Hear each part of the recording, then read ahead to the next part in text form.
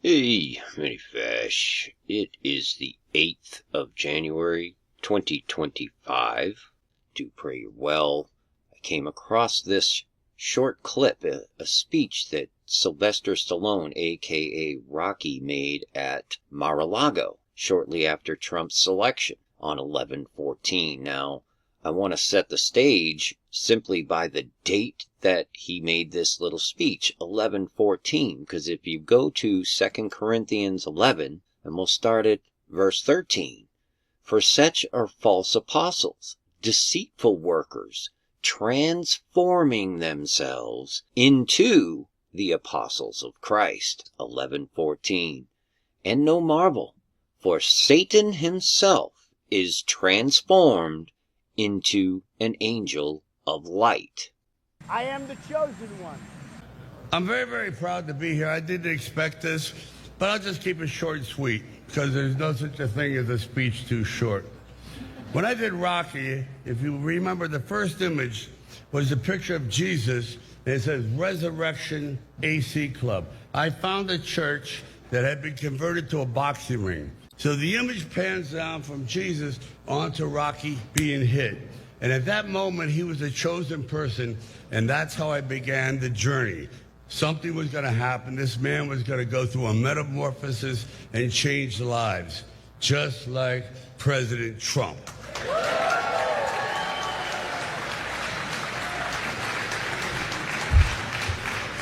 We are in the presence of a really mythical character. I love mythology.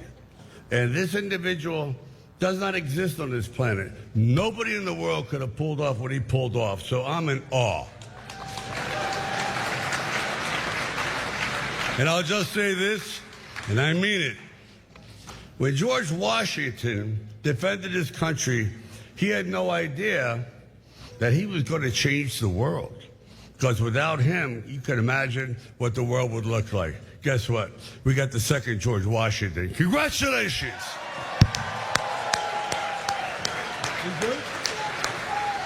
But So in under 2 minutes, club member Sly Stallone laid out their complete agenda and what they believe. So I'm going to go through this. We're not going to take too long. I'm not going to get into the nitty-gritty things, although there are many that just substantiate what I'm trying to relay to you here. They believe that this man is the second coming. Whether they know it or not, that is exactly what they're setting themselves and those who believe and follow this man. It's a trap. I am the chosen one. Donald John Trump is the chosen one, if you will, to be the antithesis of this deep state, so-called, to bring the synthesis. And I believe that upon this inauguration, this 60th inauguration, 60th oath, the 60th raising of Apollo, of Osiris, Nimrod, they're all synonymous, will bring forth tangible, observable, spiritual convergence. In other words, an overt piercing of the veil. And it may very well mark the kickoff of what the Bible calls tribulation. Let's take a look at this first scene of Rocky. The very first thing that you see in the movie is the date 11/25/1975. And as of 11/14, no marvel that it was 17,000.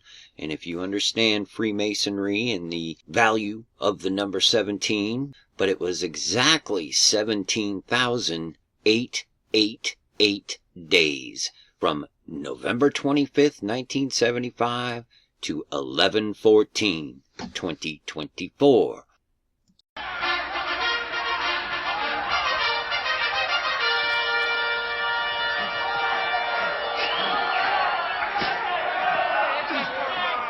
So immediately we see those connections being made with the 888.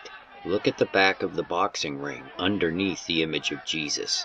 AC, Resurrection AC. To me, that says the resurrection of Antichrist, meaning the raising of Apollo. And who does Rocky fight in the first movie? It's Apollo Creed. Can you believe that? And what is a creed? Well, a creed is a guiding religious principle, okay? The MAGA doctrine. So we're seeing a depiction here of the gospel of Jesus, the Rock, versus the gospel of Donald Trump. And the creed, the Apollyon Creed. Do you see what I'm saying here? We are in the presence of a really mythical character. I love mythology. And this individual does not exist on this planet. Nobody in the world could have pulled off what he pulled off, so I'm in awe. So AC Club member Rocky thinks that Trump is a mythical character, not of this world. And he is in awe of him. And awe, by definition, is a feeling that describes a profound respect, wonder, or amazement. The whole world wondered after the beast. And I'll just say this, and I mean it. When George Washington defended his country, he had no idea that he was going to change the world. Because without him, you can imagine what the world would look like. Guess what? We got the second George Washington. Congratulations! You know what? Sometimes what you leave out of a story is even more interesting than what you leave in. Robert Morris Jr., the financier of the American Revolution. Now, the caption said it was a shot of the Greek god Mercury handing a bag of loot to Robert Morris, the financier of the American Revolution. Well, that's just a tiny part of a much bigger picture called the apotheosis of Washington. Now, apotheosis is a Greek word that means to make divine. In other words, this painting shows George Washington becoming a god.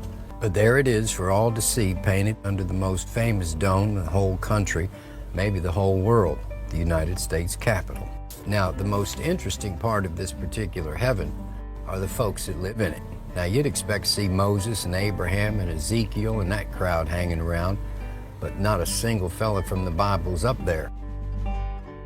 Now, Minerva, the Roman goddess of crafts and wisdom, is shown delivering an electrical generator and batteries and a printing press to Benjamin Franklin, Samuel Morse, and Robert Fulton. And Neptune, the Roman sea god, and Venus, the goddess of love, are shown helping to lay the transatlantic telegraph cable. I'll bet you they were a big help. Now, there's some other gods, but not a single prophet, apostle, or even a lower archangel in the whole 4,500 square feet. Guess what? We got the second George Washington. Congratulations! Congratulations, you've taken the bait. There are so many things that we could talk about here, like the oath that is taken at the inauguration of every president. And remember, this oath goes all the way back to Mount Hermon. That's what this is all about. Trump will have his second inaugural address. Washington's second took place in Philadelphia, the same city that the movie Rocky takes place in. And Philadelphia is mentioned in the Bible, in the book of Revelation, but their brotherly love is an inversion of the biblical Philadelphia, if you know what I mean. And George Washington, at his second inaugural address, it was the shortest ever of any presidential inauguration. He only used 135 words, but he focused mainly and directly on what is, of course, the key element of the inaugural ceremony is the oath. So I want you to just consider all these things and use discernment in all your decisions. But the most important thing is here is they are trying to usurp Jesus Christ, period. They are at war with the gospel of Jesus Christ. It's evident. So what does that tell you when the world is pushing you the other way? Stand on the rock, the unbreakable, unmovable rock, Jesus Christ. He truly is the only way, the only truth, and the only life everlasting. Trust in Him. God bless each and every one of you. Peace and grace to you. Many favors.